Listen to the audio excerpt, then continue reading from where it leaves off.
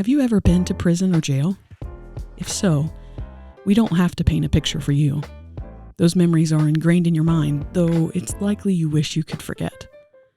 But if you haven't ever been incarcerated, allow us to explore this topic together. Imagine yourself in a small room big enough to hold a small metal toilet, maybe a sink, cold concrete walls, and a bunk bed or two. Sleeping with complete strangers with no trust or time to befriend. Trapped by antiquated rules of territory and chaos with no space for privacy. The lights don't go out at night, the beds are hard, and the mattresses are thin. Noises echo through a concrete chamber as if they are happening right at your pillow. The steel door and a tiny glass window is your only view out until a new day starts. You rise and prepare with hundreds of other people in open showers and open bathroom stalls, carrying everything you need in your hands. Dressed in poorly fitted uniforms where your name is replaced with a number and your shoes replaced with a thin loafer that gives you no support or warmth. Any work and free time is burdened by the lack of support on your feet and the low pay, if any pay at all, you get in return. You might make enough in the day to buy an overpriced pack of ramen from the commissary that gives you just a quick glimpse of what your life was like before, or have enough money saved to make a short phone call home. No nutrition for your body, no stimulation for your mind, no touch for your heart. When your friends and family can make the trip to see you, your mom can't hold you or comfort you, your brother or sister can't hold your hand to tell you it will be okay, and your friends can't stroke your back to comfort your soul. And now, imagine adding everything you know about pregnancy to this equation. Labor, delivery, and the postpartum season, morning sickness, extreme fatigue, food aversions and cravings, heartburn, the discomfort in your torso as your bones shift to accommodate a growing human, 6 weeks post-delivery recovery, postpartum depression, and on and on. Can you fathom this?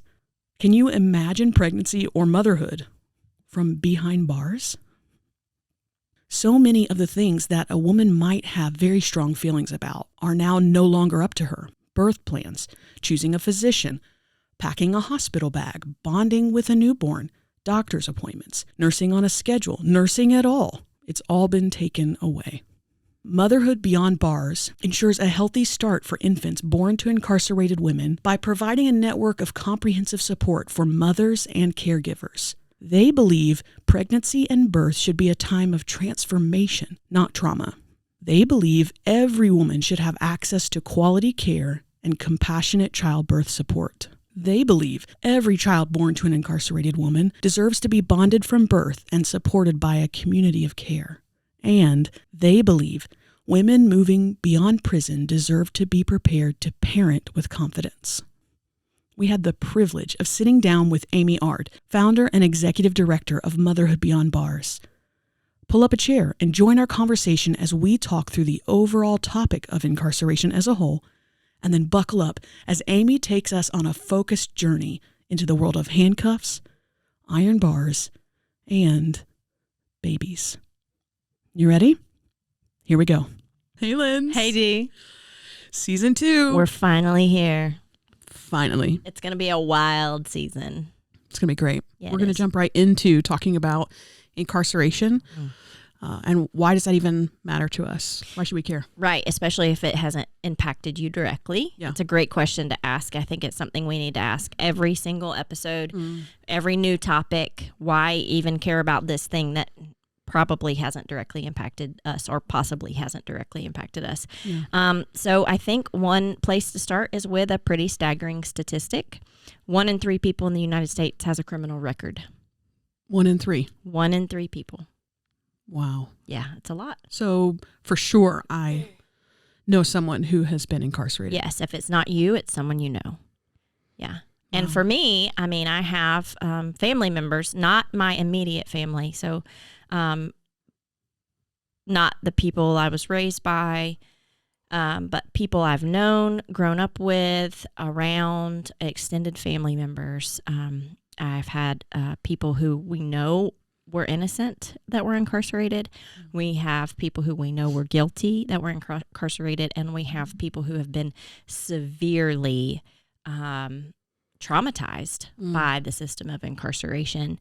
But I do want to say, as a little caveat here, I think it's a privilege that I know it's a privilege of mine that that's not part of my direct story, that I got to grow up in a world where it didn't directly impact me or the people in my household.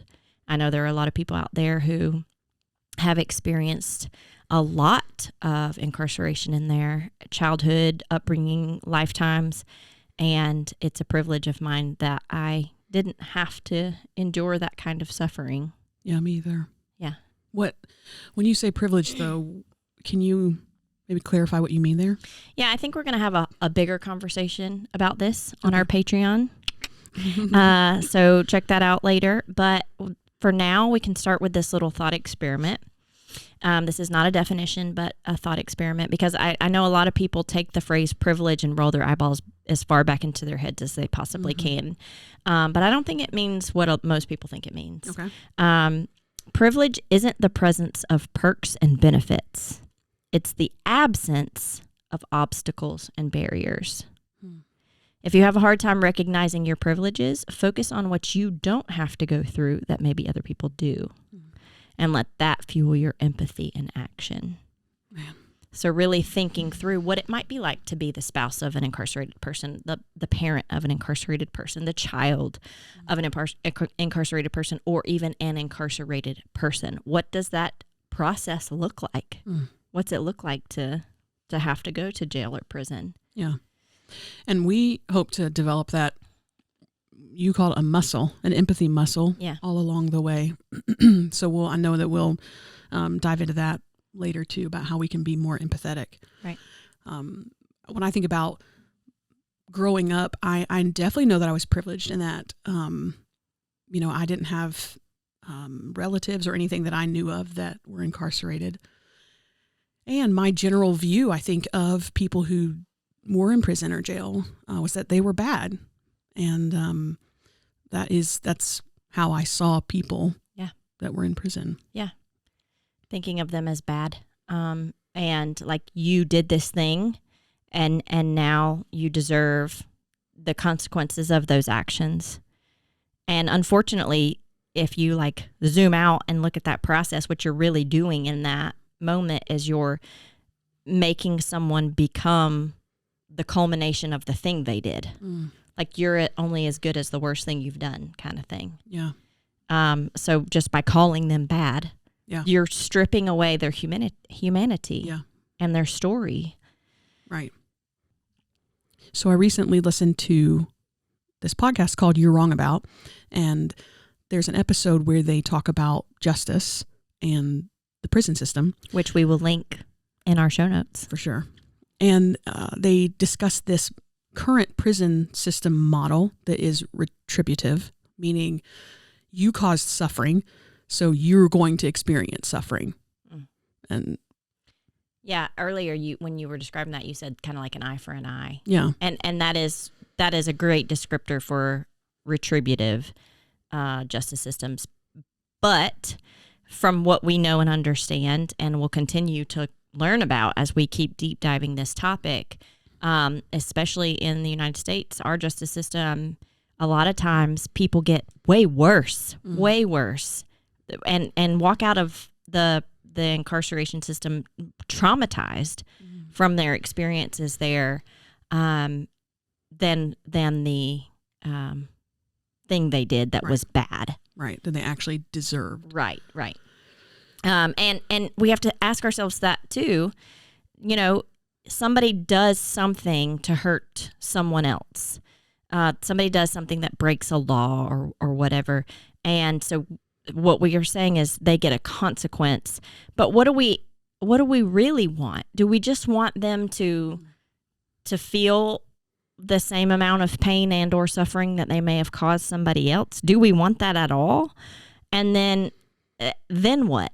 So now you've endured pain, suffering, and probably a lot of trauma, and then we just throw you back out into the world and say, now do it again. Yeah. Do it better this time. Does that work? Is that going to work for anybody? Yeah.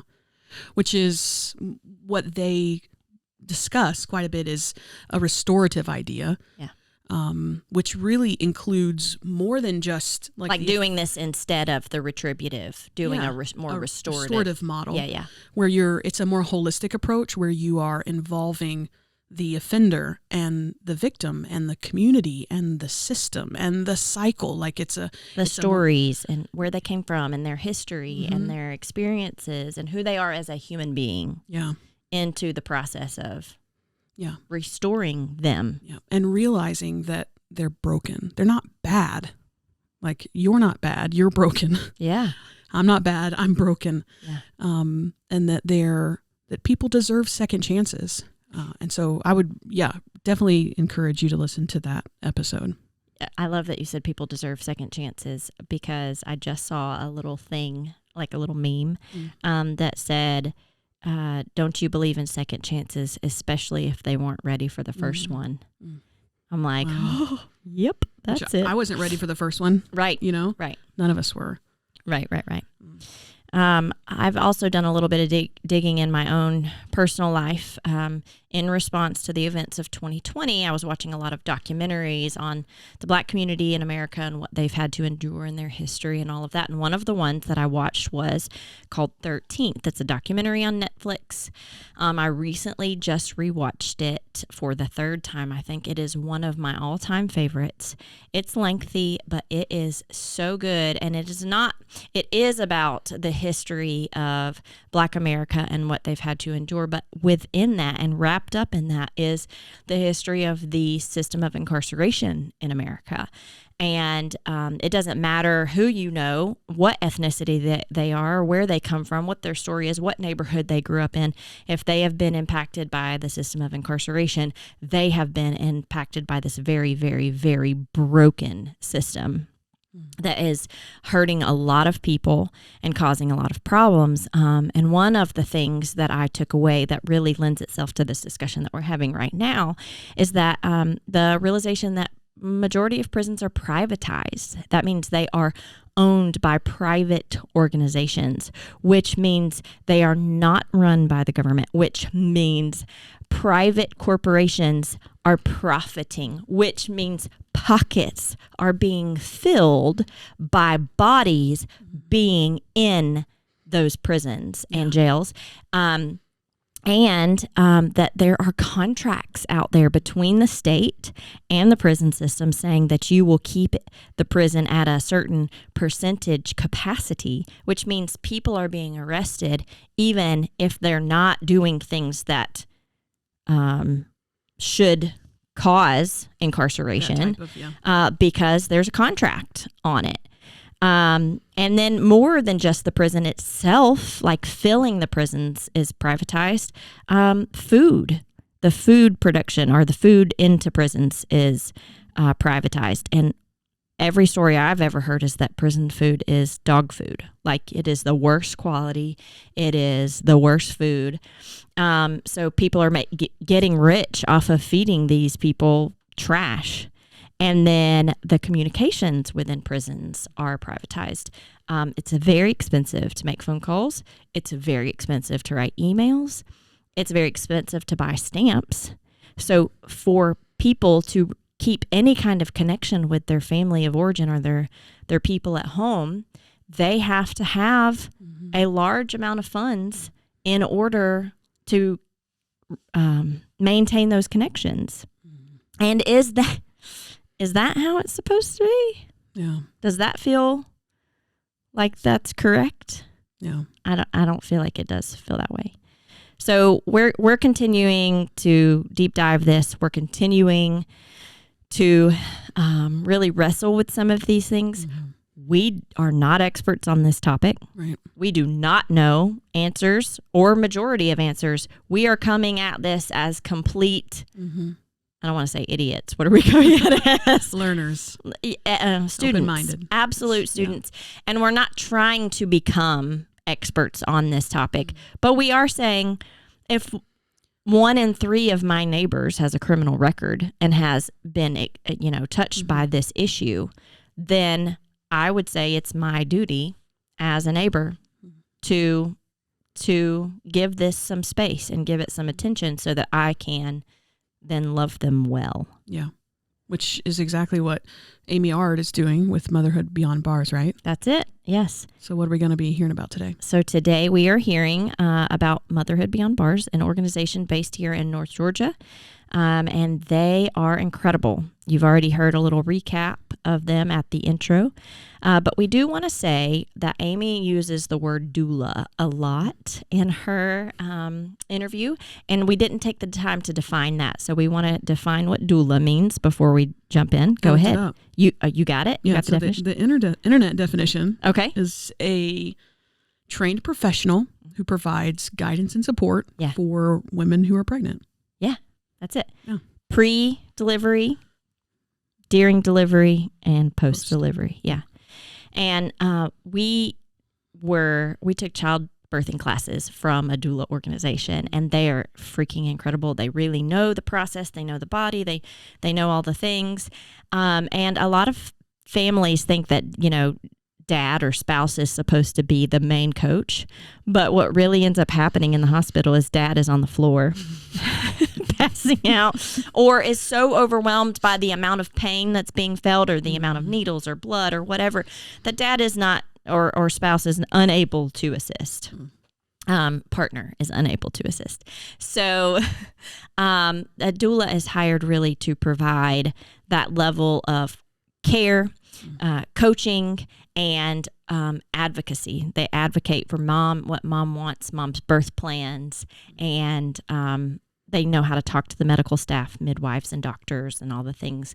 And they're well-versed in that world. So they really go up to bat for you. And it's pretty awesome. And that's Amy's background.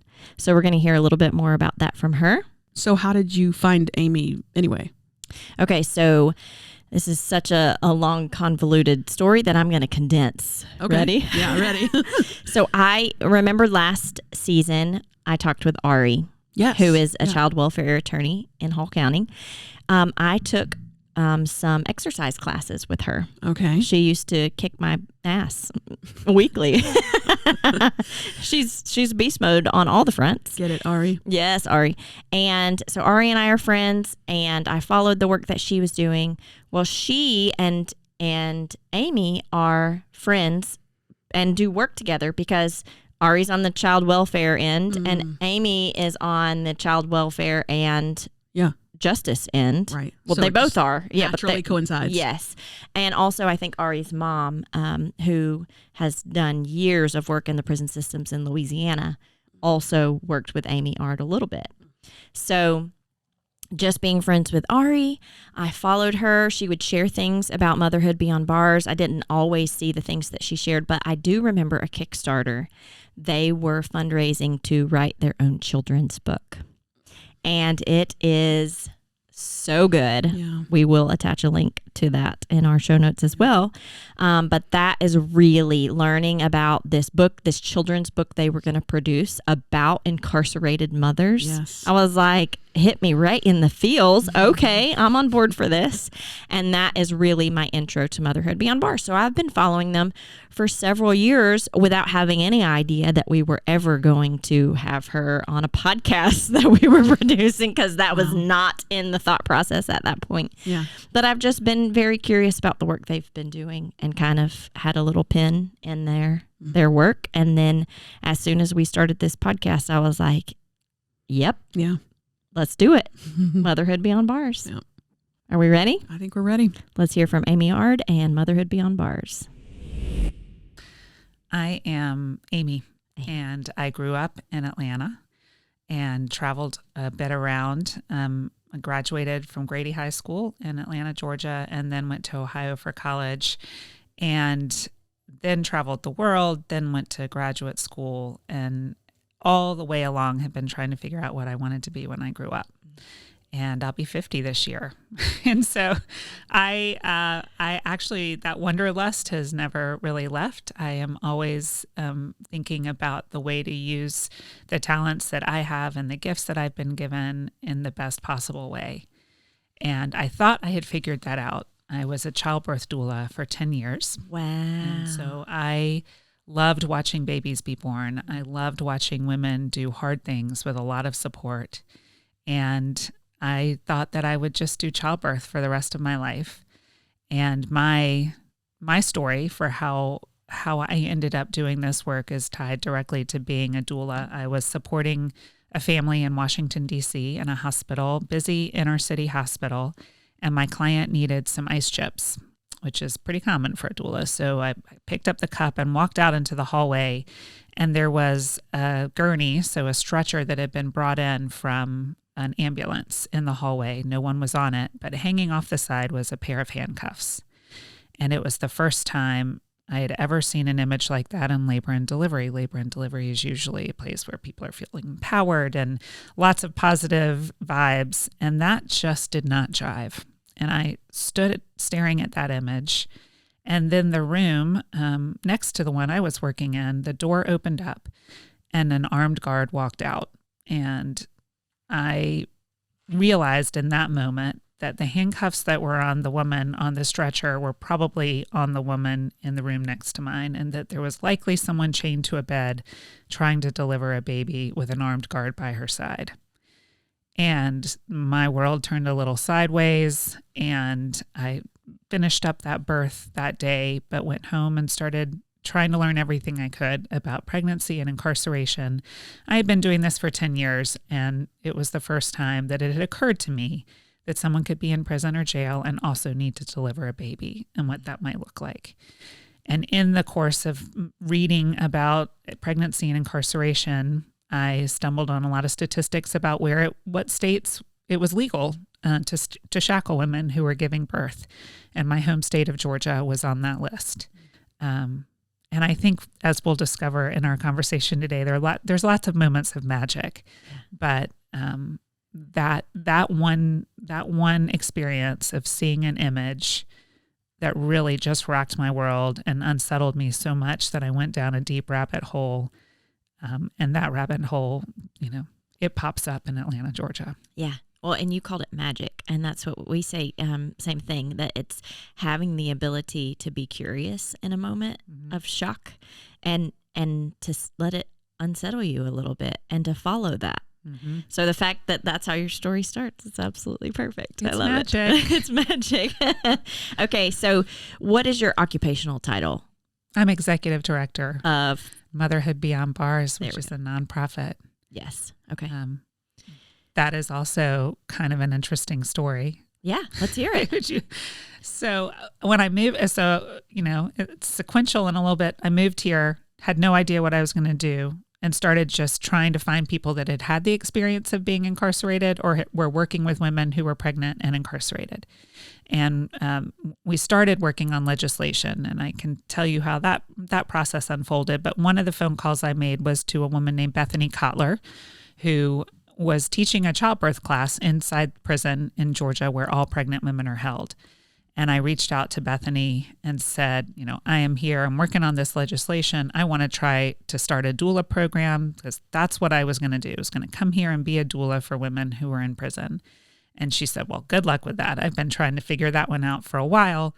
Let's go to lunch. And so we went to lunch, and during that lunch, she said, Motherhood Beyond Bars was the name of the childbirth class, and it's kind of turned into all of these other things. There's no organization. It's just me and a couple of volunteers. And by the way, I'm moving to Massachusetts in like a few weeks. Oh. And I took a beat and I said, well, if you give me your baby, I'll take good care of it, which is funny because that's what we've ended up trying to do, is take good care of a lot of babies. And I said, if I can use the name Motherhood Beyond Bars, a name that the Department of Corrections already recognizes as an organization, I will try to make a go of this. But I'm going to turn it into a nonprofit. I'm going to move forward with the doula program, but I will make sure that the programs that you've built and the relationships you've established, we can move forward with those. And she said, fantastic. And that's the day that I became the executive director of a yet to be formed, but soon to be formed nonprofit. That was the only, for a long time, that was my title was the only thing I had. There was no money. There was no bank account. Yeah. There was no money. There was no salary. I was driving to Lee Arundel State Prison and trying to find a gas stipend to do that. Yeah. But Bethany going out to lunch. And again, that timing was kind of magic. It was just like a month or so before she was gone. And Incredible. if those paths hadn't have crossed, I'm not sure what Motherhood Beyond Bars would have been. Right. So you actually founded the organization. I did. You didn't come up with the name. There was already something that was established, and it was just a childbirth class. They were doing postpartum support. Okay. That is actually the first thing Bethany got permission to do, was a childbirth postpartum support class. And then she wrote a curriculum that had to be approved by the Department of Corrections for the childbirth education. That was the second thing that happened. Wow. And all of this was done through the prison system. Bethany was a student at Rollins School of Public Health at Emory, and so she was using some volunteers from Emory. But yes, they every time someone walked into the facility, they had to be approved by the Department of Corrections. Okay. Wow. That's incredible. Okay. So here we are. Brief overview of, and we'll go deeper, but Motherhood Beyond Bars. What do you do? There's been a major shift in our work. So I usually say from 2013 to 2019, all of our programs happen inside prisons, basically two. Okay. There's one prison in Georgia where all pregnant women are held, and that's called Helms. And then there is another prison where all the women, after they give birth, they go to Lee Arundel State Prison. We're on the verge of that changing, but that is our work from 2013 to 2019 was in those prisons. And we did childbirth education, postpartum support groups, prenatal yoga, and baby showers. Super fun, baby showers. And the women that we worked with always said they wanted us to do two things additionally. They wanted someone to help take care of their babies, and they wanted help reuniting with their children and their families when they got out. And there were two rules for in-person volunteers at the prison that made that very difficult for us to do. One, we were not allowed to have any contact with family members of the women that we worked with inside prison. And we were not supposed to have a program with women inside prison. And we weren't supposed to funnel them into a reentry program when they got out. And the prison had a set of values and an understanding of the risks that made those rules that were the reason for those rules, even though we disagreed with them. Right. So the two things that the women were asking us to do, we couldn't do. We couldn't contact family members. We couldn't check in on their babies. And we weren't supposed to work with them once they got out. And at the end of 2019, the writing on the wall was pretty clear that the relationship between Motherhood Beyond Bars and the Georgia Department of Corrections was going downhill pretty fast. And we were always walking on eggshells when we went into the prison to try to, serve the women that we were working with fidelity and compassion, and also make sure that the Department of Corrections liked us. And that was just getting to be a very difficult tightrope to walk. And at some point, the rumors that Georgia Department of Corrections was calling colleagues of mine and telling them to cease having contact with me. I was hearing that some staff at the prison was told they couldn't talk to me or they'd lose their job. They have never communicated directly with me. I've never gotten a letter that says, Amy Art is a bad person and can't come into the prisons. But in November, of 2019 said, they don't pay us anything to come in and deliver these programs.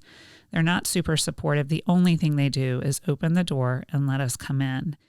And they could stop doing that, and we wouldn't have any programs. And so I was in a minivan in a CVS parking lot when I had another midlife crisis, realizing that all of the programs that we had built up were just hanging by a thread, and that thread seemed to be fraying pretty quickly. And so I stopped for a beat, and I remembered that the women had already told us what they wanted us to do. And we had always said, those are such good ideas, and we just can't do those. And in retrospect, I know that if we had offered the women a choice, we can help take care of your babies and still communicate with you and then work with you when you get out, or B, we can come in and do this class for 2 hours every week. I think their answer, and I know their answer now, would be very clear. Please help take care of our babies, because they're mothers. And they were absolutely, they were stuck in a place that they could not reach out. They couldn't raise money. They couldn't send diapers home. They couldn't do any of the things that they felt compelled to do as mothers. And so we made the decision with a little push from the Department of Corrections to not walk into the prison facilities anymore, to not do the in-person classes, but to do exactly the two things that women had asked us to do. And so our program shifted dramatically in 2020. What we didn't know was that, by March of 2020, our programs would have shut down anyway. Okay, so can we go back a little bit? Like what is the need for Motherhood Beyond Bars anyway? Why is there a need for advocacy for women incarcerated who are pregnant or have babies outside of? Yeah. We are responding to the crisis, and I do characterize it as a crisis of maternal incarceration in this country. There has been a 700% increase in the number of women who are locked up in our country. This has a lot to do with women's pathways into the criminal legal system, the drug epidemic, and especially in rural communities. But we know that when a mother is arrested and goes away, either into jail for a short period of time or prison once she's sentenced, the ripple effects on families and communities really are pretty dramatic. When a woman is arrested, her children are 5 times more likely to end up in the foster care system than when a man is arrested, when the father goes away. And that's because generally when a man is arrested who's a father, there's the mother of the child, there's a community of women generally that step in and surround those children, try to provide some stability and security. When a mother is arrested and goes away, she's really lucky if there is one person on the outside that is willing to step in and help care for her family in her absence. And once the child welfare system gets involved in a family like this, it's a long goodbye once you've been introduced. So if the child welfare system steps in a mother's absence, the risk of her losing her parental rights goes it's pretty dangerous for her because there's federal legislation that 15 out of 22 months, if your kids are in foster care, your parental rights can be severed automatically. So what we're seeing is that we've got an increase of moms ending up in prison or jail. Their children are at great risk. Someone, usually a grandmother, is trying to hold that family together, but that person doesn't get any of the support that a foster family would get. There's no financial help. They often have a hard time navigating any systems that they are eligible for. They may not even know about it. So these families are at real risk of being torn apart permanently. And when we started looking around for organizations that were reaching out to them, we found nobody. And there was, the Department of Family and Children's Services was not involved. There was no one from the prison that was reaching out. There was no one from the hospital where all the babies were born, the social worker.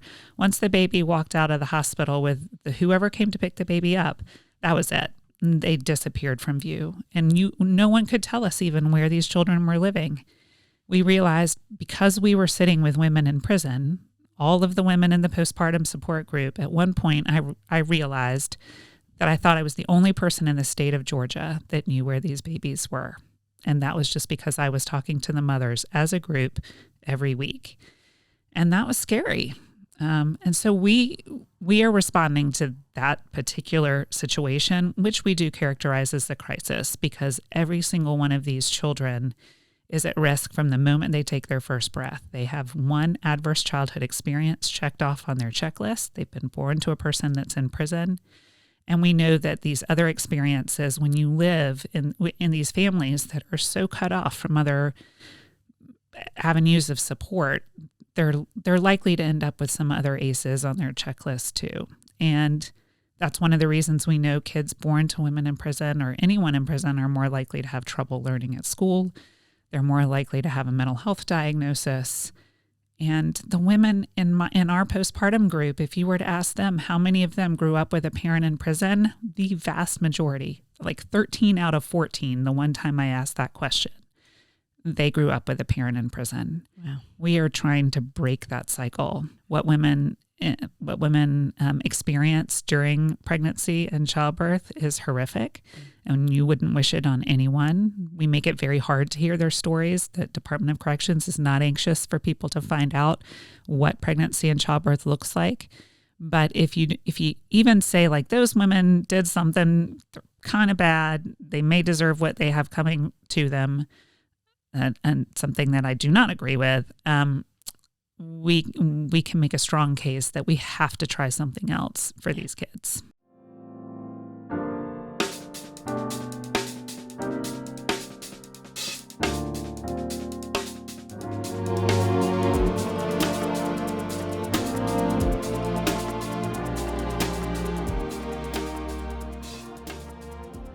In 2019, you said you shifted gears from being in the prison. So you guys do not go in the prisons anymore. Mm-mm. I did not know that. And then now, what does it look like? What do you guys do on a daily basis? That is an impossible question. And so they're really trying to limit the flow of information from people inside, especially to organizations outside. So we are constantly responding to that. But I think it's important that obviously we have a couple of people we consider our primary clients. Those are mothers. The mothers inside are the first people that we're reaching out to. We explain our program to them either by any mothers, mail, not just pregnant women mothers. in particular. Okay. Yeah. Okay. A lot of moms find us with young children, but we draw a circle. Our primary work, because capacity is limited and our staff is small, we are really going to focus on people who have had the experience of pregnancy while incarcerated and in prisons or in jails. But it's easier for us to find the women in prison because they're all held at one facility, and we can write proactively to them. We send in a survey to them once that we've had a way to introduce our program. And we ask them who's coming to pick their baby up at the hospital. And most people are surprised to find that the division, like foster care, is not involved in these families from the beginning, almost never. Unless the family has prior involvement, they have other children that have been in foster care, or they are on the radar of the child welfare system, there's no interaction there. So if you were going away for a year and needed someone to watch your kids, you wouldn't assume that foster care would be stepping in and knocking on your front door. It's the same here. So we ask them who's coming to pick up their baby, and we tell them all the ways we plan to support them and the caregiver. And we then begin kind of this triangle relationship between the mom who's incarcerated, her chosen caregiver, and us as facilitators of the relationship, or just getting information, making sure that everyone knows that we're here to support them. And that happens throughout the woman's pregnancy. We'll send in childbirth education materials. There used to be a class inside. I don't believe it's happening anymore. And then we have the birth of the baby. And we work directly with the hospital where all the babies are born, and make sure that every caregiver leaves the hospital with the supplies that you need to safely care for a newborn. So we call it our Begin box, and it is beautiful. It is all brand new stuff. It is baby books. It is pacifiers and adorable clothing and a safe place for the baby to sleep. And we really use this box as a way of introducing the idea that this child is a beloved member of our community. And so we want it to be sparkly and new, and the caregivers are blown away by this stuff. And then we make an important promise to the caregiver and the mother that they will not have to buy a pack of diapers for this child. Wow. The women that we worked with inside, again, were the impetus for this portion of our program, which has really turned out to be very critical, because when a diaper is a whole lot more than something that covers a baby's butt, we heard over and over again that women would call home to check on their baby. That's if they had the money to make that phone call. And they would hear a baby crying in the background. And the caregiver would say something like, "Oh, it's just bad diaper rash." And over again, moms were hearing this. And it wasn't just one mother. It was so many mothers in our postpartum group. And then the mothers would start to say things like, "I don't think she's taken very good care of my baby. Every time I call, the baby's crying and diaper rash." And it occurred to us that was probably true, that the caregivers probably didn't have enough money to change those babies' diapers as often as they needed to be changed. And that's not surprising, because 1 in 3 families in this country experiences diaper poverty. They don't have enough money to change diapers as frequently. And in the richest nation on earth, we have had children die of infection that was due to diaper rash. Wow. And so we figured, as we started to think about what's the one thing we might do to really support these families from the gate, again, the women gave us the answer: send diapers. And that is a powerful promise to the women and to the caregivers, that you'll never have to buy a pack. We'll send them. You can change them as often as you want. These diapers will be arriving on your doorstep. And that's, for many of them, unlike any agency or organization that they've ever heard of before. And the powerful thing that it does for us is that it encourages people to pick up the phone when we call. So they may be suspicious of organizations and agencies, but if they know that they need to talk to someone before the diapers arrive, because there is no sense in us sending size 2 diapers this month when, it was size 1 last month or size 3, babies grow. Yeah. So in order for us to send the diapers, we need to have a conversation with you about the size of the baby's diaper. And those conversations then generally turn into a lot longer conversations. And over time, we are building authentic, trusting relationships with caregivers and the moms. And the diapers are our gateway to doing that.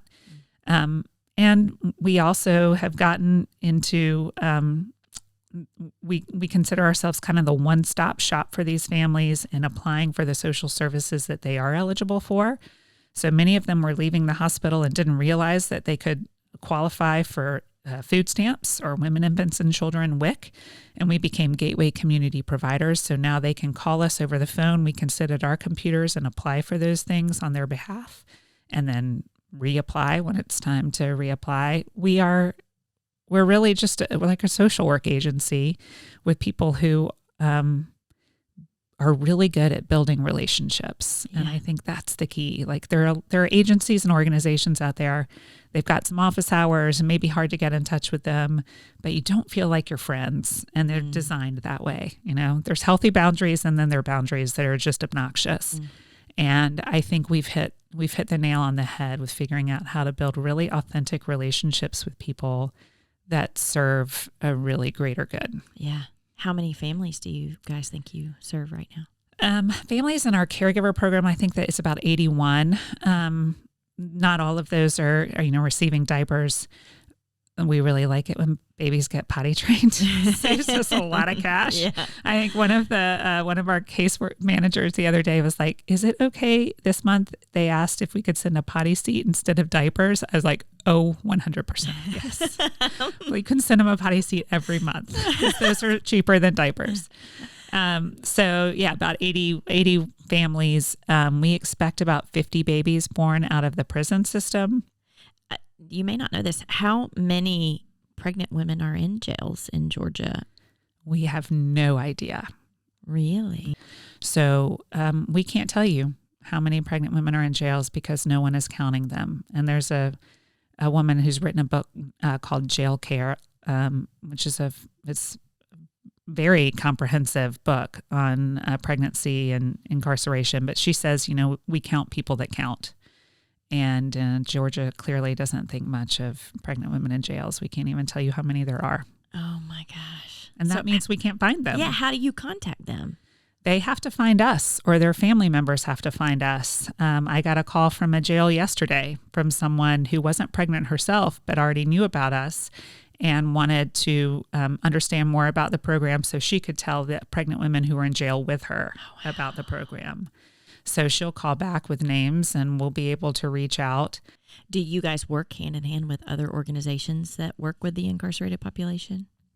We are part of a collaboration of about 60 organizations called the Justice Reform Partnership. That's organizations that do everything from legal advocacy, reentry programs. There's a lot of policy work that happens in that collaboration. We are increasingly, I think, we find ourselves at the intersection of the child welfare system and the criminal legal system. And I think we, especially when it comes to infants and newborns, we are the only people in that intersection. And so we're starting to really talk about the work that we do in terms of foster care prevention, because that is a real emphasis of the child welfare system, is to try to keep these families, to give them the support they need so that we don't end up having kids in foster care. Because what's happening to the families that we work with, and we can make a fiscal argument about this, like the state is paying to incarcerate the woman and then paying to put her child in foster care. There are programs that provide rehabilitative services like Mary Hall Freedom Village and Hope House in Augusta and Right Side Up treatment, where the state's not paying for the mom or the baby, and they're getting the services that they actually need to then come back and be vital and productive and members of our community. Yeah. Why would we not do that? Right.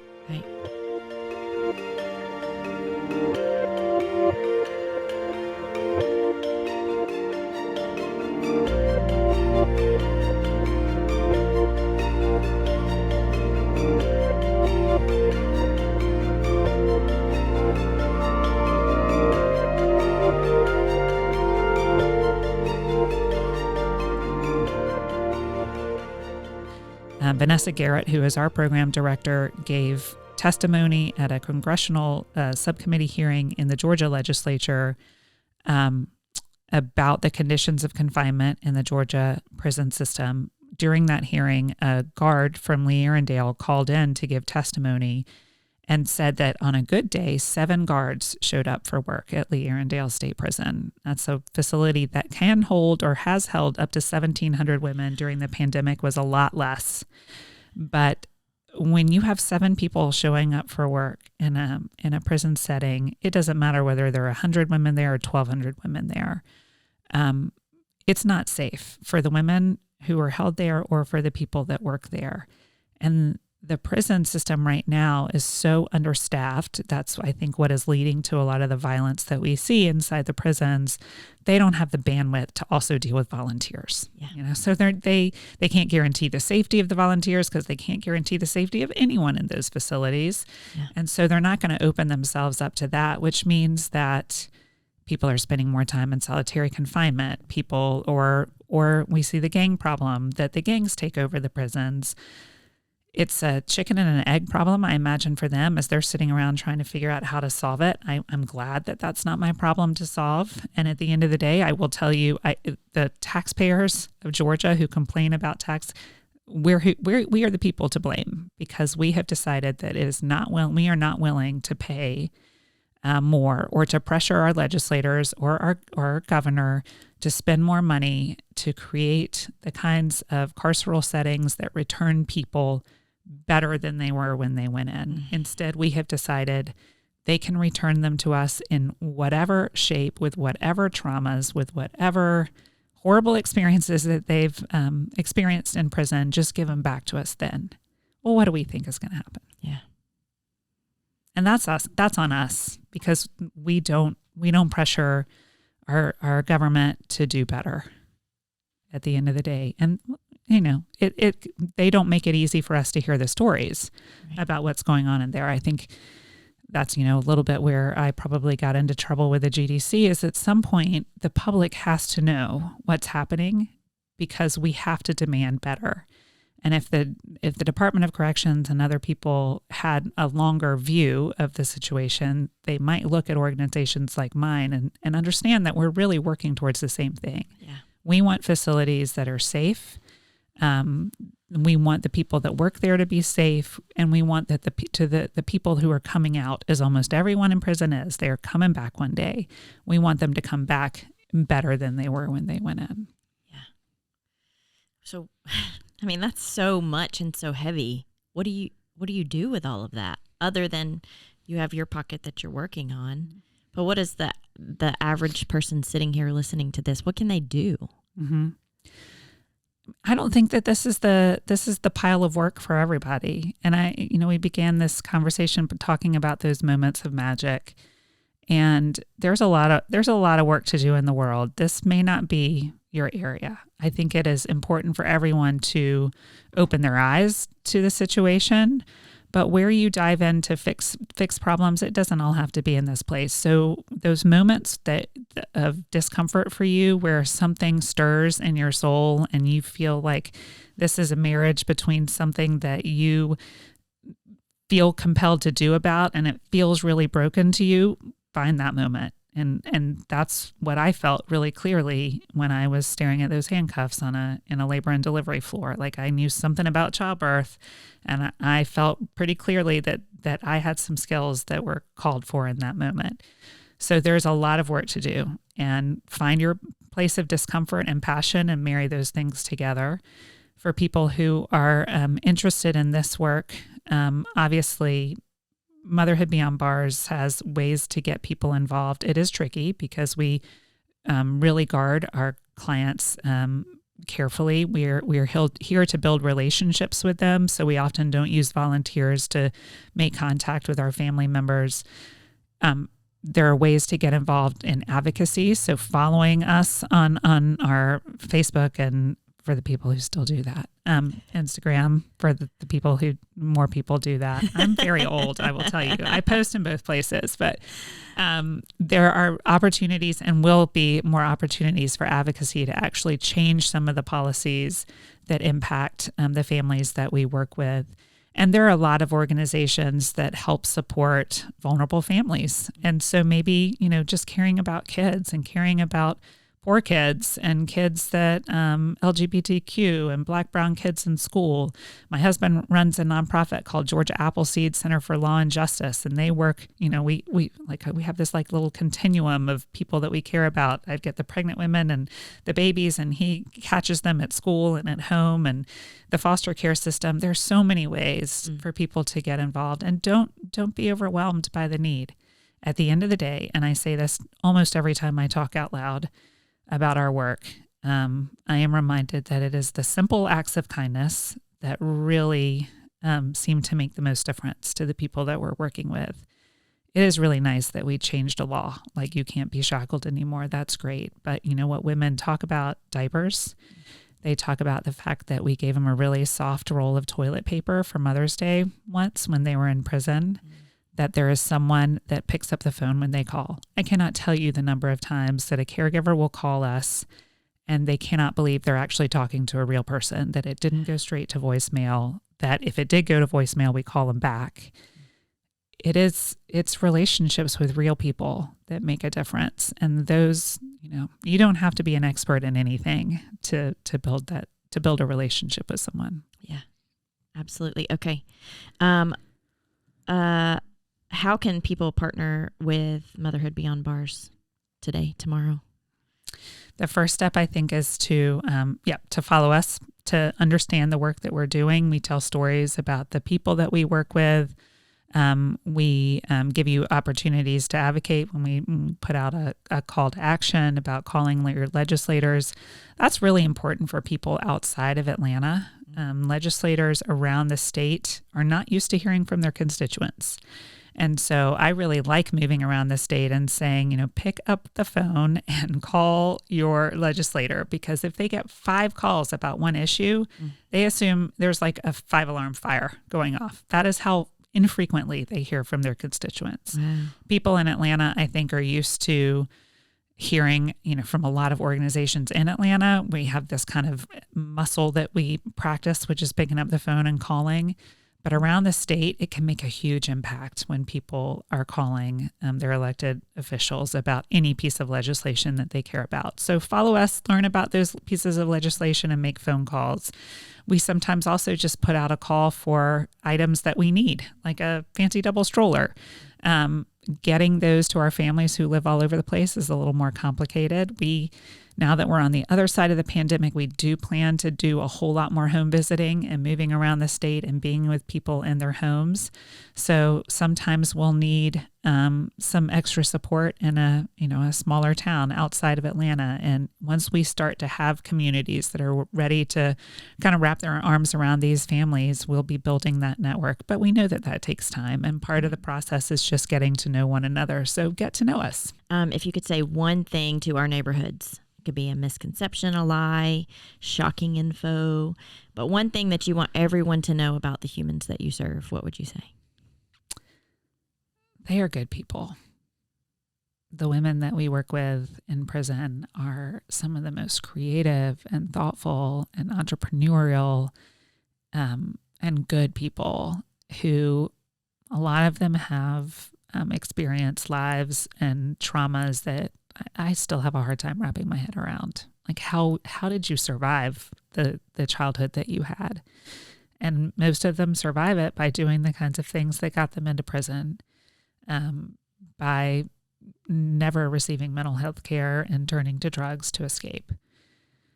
So I am really convinced that to understand how people end up in prison, you have to get to know them. You have to get to know at least a handful of them. And I'm grateful that that's kind of where my journey started, that I walked into prison, and I walked into a big prison and sat in a room with 14 women who had just had a baby, an experience that, I shared. And my journey was very, very different than theirs. It was a point of connection that we had, and then I got to know them. And there's no substitute for really getting a 360 view of someone's entire life before you make a judgment about who they are right now. That's good stuff. Wow. Yeah. I love what she just said. So good, right? Yeah. Well, and harkens back to what we were talking about, like a restorative lens, an empathetic understanding of where they've been. Yeah. And you can't really understand until you have that kind of view. Right. Do you have the quote? Can you reread it? Yeah, sure. There's no substitute for really getting a 360-degree view of someone's entire life before you make a judgment about who they are right now. I wish I could tattoo that on my forehead. You can. I can? Sure. That's be like a paragraph. It would fill the whole thing. Oh, but that's so true for every single circumstance that we are often so quick to jump to a conclusion about or judge someone on. Yeah. If we could just take a second to say, I am seeing 2 degrees of the 360 degree views, degrees of view that they are. There it is. Yeah. A very just small slice of the pie. Tiny slice. Yeah. Of everything that they've been, everything they've experienced, everything they've endured, everything that has happened to them, around them, to make them the person that they are right now. And I have no idea. Mm-hmm. You don't know. Yeah. You don't know. We don't know. Lindsay, you do not know. Yeah. Okay, so let's talk through some of our biggest aha moments. Yeah. Other than that last mic drop of a line. Thank you, Amy Ard. Yeah, exactly. What was one of yours? Mine was the fact that they are a one-stop shop. They can sit down at the computer and get all the Medicaid necessary and needed for the caretakers. They are providing with a lifetime supply of diapers. Yeah. They are doing the Begin box that has a car seat and clothes and wipes and formula and everything needed, a safe place to sleep. Like, they have really thought this through. It is being excellently executed, and they are providing support and stability for these caretakers who may or may not have experience raising a baby. Right. Who may or may not have the ability to do this. And resources. But what are the other options? Right. Like they are literally just meeting them in every area that they possibly can. And it's a case-by-case basis. We heard that from Amy, that, anything that's needed, they will go above and beyond to try and meet them for that need. So I absolutely adore that this organization is so thorough and so thoughtful and so on top of trying to be everything that they can for these families. Well, talk about like restorative practice. Yeah. Like, they're doing it. Yeah. Instead of saying, okay, good luck. Yeah. Find your baby. Yeah. Whatever. They are filling in all of the gaps. Right. Or as many gaps as possible. Yeah. To break this generational cycle. Yes. To make them a successful family. Yeah. Or unit. Yeah. And less trauma means more success for the child as they're growing up, and a better chance at reconnecting with mom once she is able to get out. Yeah. I mean, it just feels so whole. Yeah. Like they're bringing wholeness. Yeah. Yeah.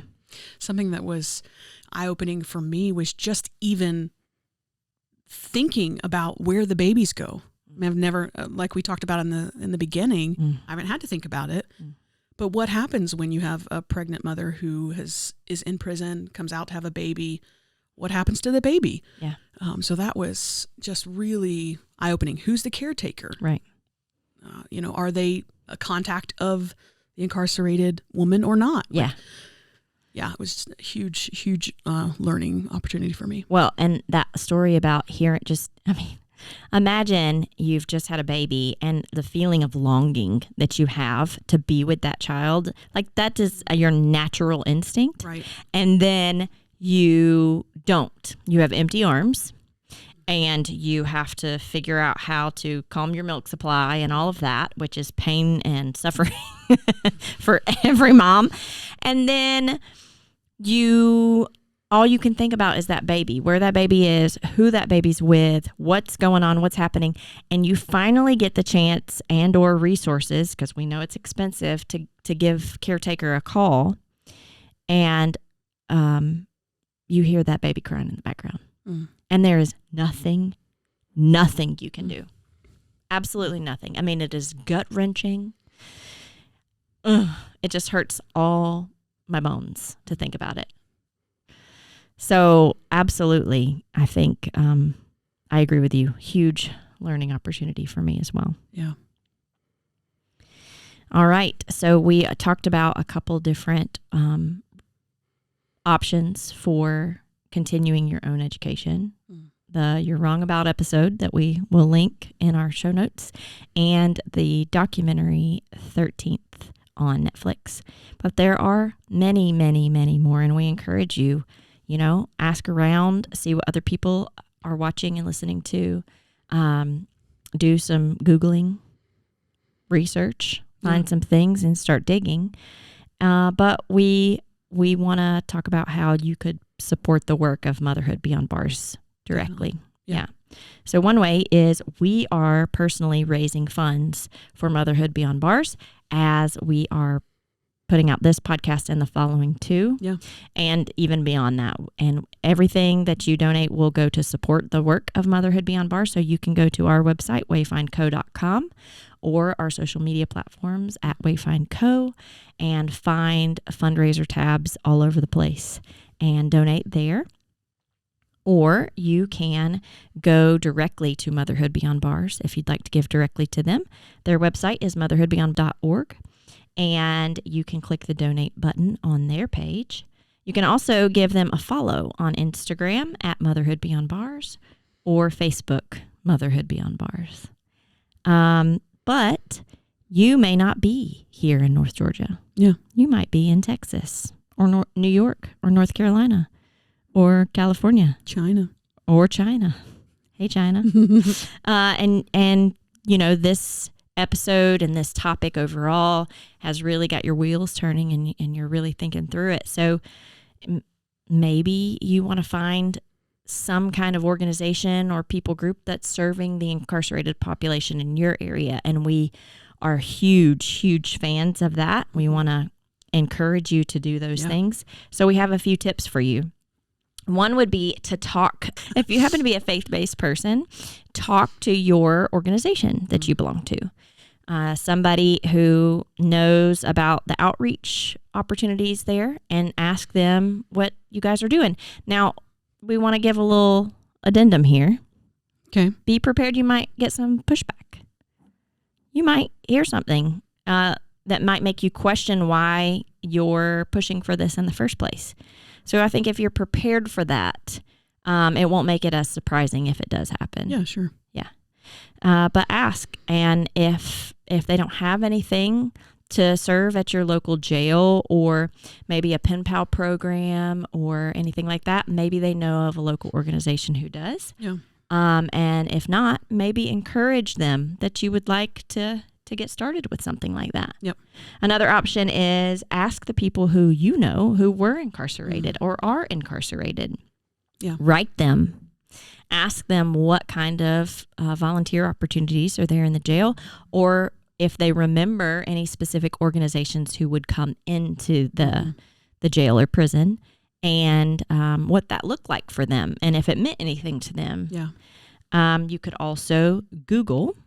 You want to tell your search term that you Googled? If I can remember, I think I researched incarceration, nonprofits In my area. Yeah. And multiple ones came up. Yeah. National and local. Yes.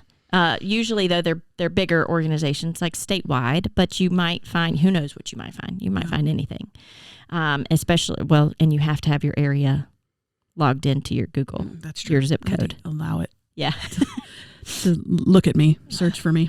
Yeah. To know mine. That's right. And finally, you can contact your local jail and or prison to ask how they use volunteers. Interesting, right? Just call them up and say, do you guys allow volunteers, and how do you use them? And then see what their schedule is for offering training and security screenings for new volunteers. So lots of options there. Yeah. And again, we want to encourage you, do some digging, find out what's around you and what ways you can be involved and start to bring some wholeness and restoration to this whole system. Maybe it's even for the people who are out now. Yeah. We just read a statistic that was 60% of people who have been released from prison or jail are unable to find work a year after release. And of the ones who are able to find work, and that's because of their criminal record, right. And of the ones who are able to find work, they get paid 40% less annually than their peers and coworkers because of their criminal record. Which, are you making connections with what we've talked about with homelessness? It's all connected. Yeah. It's all a cycle. It's all connected. One thing leads to another. Incarceration is not its own topic, its own entity. It is connected to Black history. It is connected to homelessness. It's connected to veterans issues and mental health and PTSD and child abuse. Drug abuse. Everything. Yeah. It's connected to everything. Addiction. Yeah. Everything. Yeah. So that's it. So it's been good. It's been great. Incarceration, baby. Yeah. Let's circle back. Okay. See you next time. Whoop, whoop. Hey, thanks for joining us on this episode of You Don't Know, a Wayfind Collective podcast.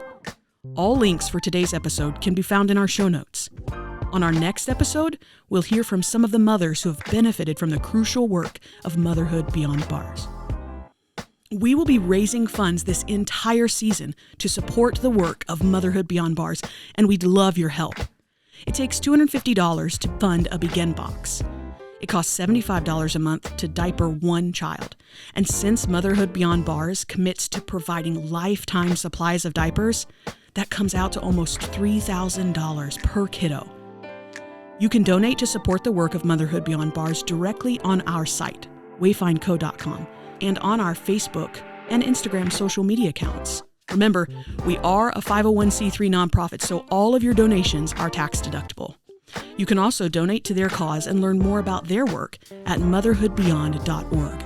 Today's episode was produced and narrated by Deanna West and Lindsay Migliori, with music by Smile High featuring Antoine Stanley.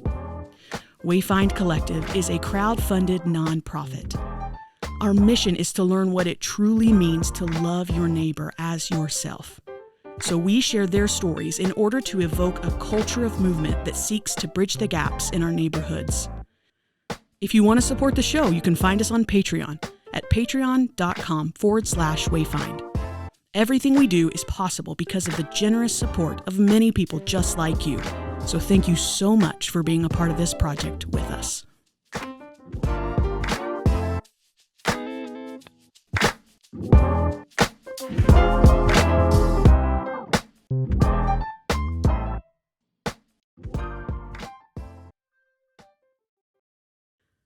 man. We forgot to talk about Patreon.